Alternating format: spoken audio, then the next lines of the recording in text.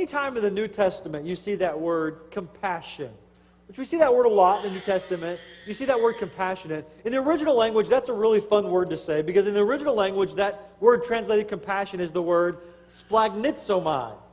Now you got to say that word with me, all right?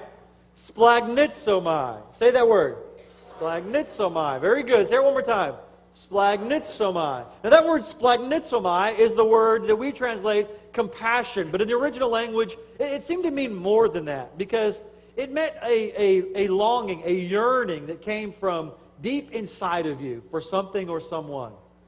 When you had compassion on someone, though, you had this deep yearning, not just a feeling, but it was a deep yearning to act on that person's behalf.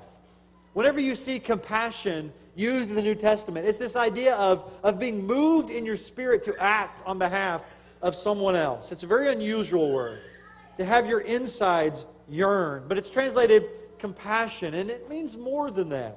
It's something that moves us, that drives us, that compels us, even shakes us into action on another person's behalf. In fact, I want to give you three places in Scripture where that word compassion is used, and I want to show you this idea of compassion in action. Look at Matthew chapter 14. Matthew chapter 14, verses 13 through 14. This is a story about Jesus, and he's kind of gaining this following here. And it says in Matthew 14, verses 13 through 14, when Jesus heard what had happened, he withdrew by boat privately to a solitary place. Hearing of this, the crowds followed him on foot from the towns. Look at verse 14. When Jesus landed and saw a large crowd, he had what? He had Splagchnizomai. So read this again. When Jesus landed and saw a large crowd, he had Splagchnizomai on them. And he said a quick prayer for them. He said, I'll send you my thoughts. I wish you well. And he went on his way, right? No. What does it say? It says he had Splagchnizomai, compassion on them. And so what does he do? He heals their sick.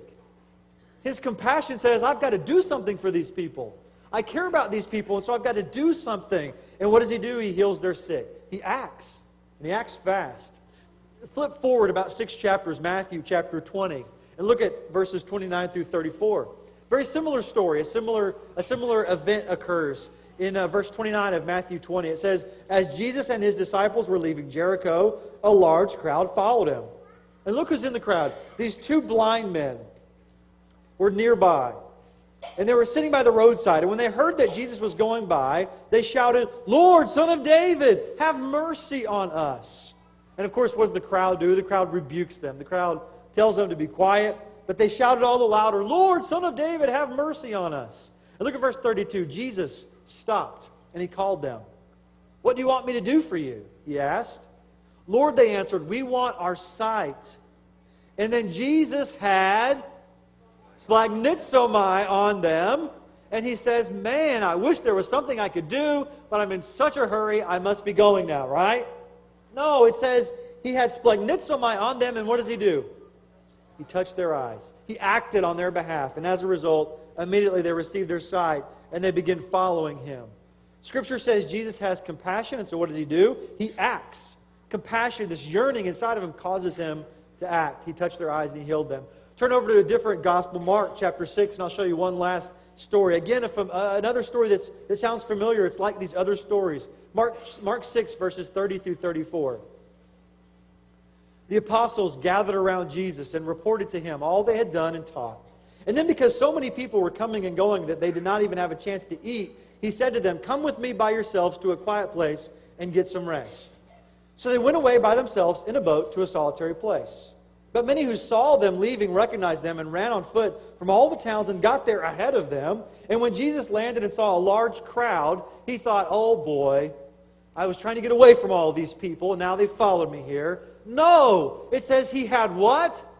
Splagchnizomai on them, and he gave them the number for the closest pizza joint. No! He had compassion on them, and because they were like sheep without a shepherd, he began teaching them many things.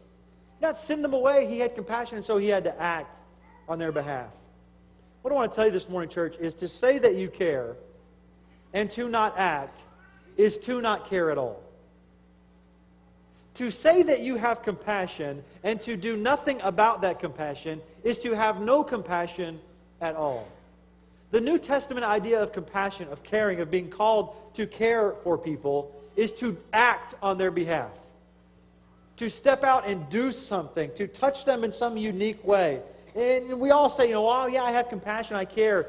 Someone's in need, I recognize that. Okay, so what are you going to do about it? What I'm seeing in Scripture is that caring is not a feeling. Caring is an action. It demands action.